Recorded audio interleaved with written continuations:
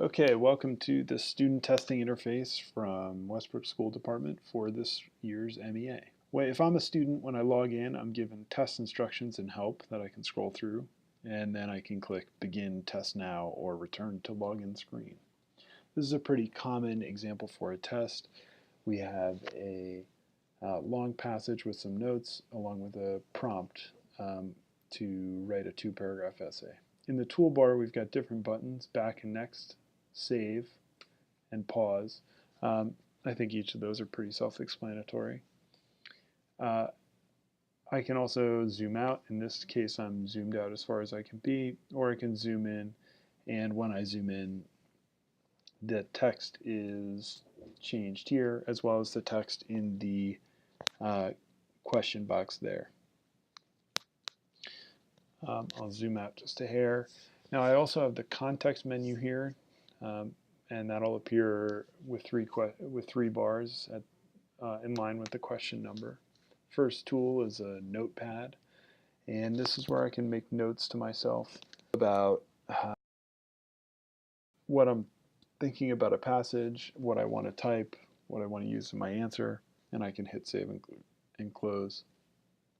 Additionally, I can mark a question for review. We'll go over at the end of the test what that looks like. The question mark in the top right is the help guide, and that provides a detailed explanation of everything that you see on the screen, sans my dulcet tones.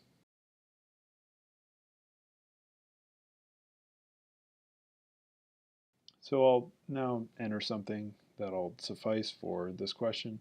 I'm going to move quickly through this one to get to the next kind of question as well. So we see here that we've got a passage on the left-hand side and the question on the right. This is a pretty common setup for the Smarter Balance. Now I can make this passage full screen if I want to read with larger margins, or just focus on that and not on the question, or have it take up half the screen.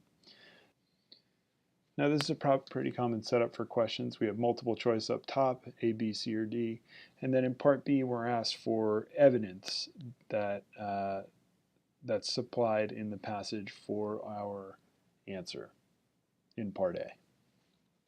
Moving on, we've got a listening question with an audio excerpt that we need to listen to, and I can press play, press pause, listen to that at my leisure.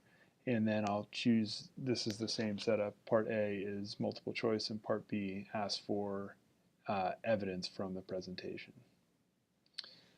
This is another common type of question that we'll see in ELA, where we have two sources that we're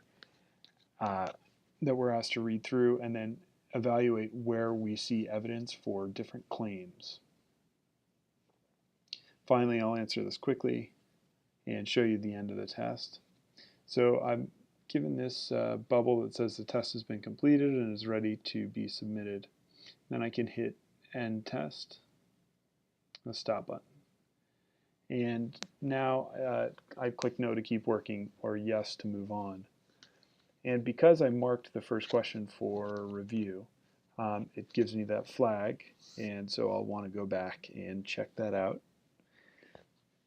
And for these purposes, I think my answer is sufficient. I think I nailed that one.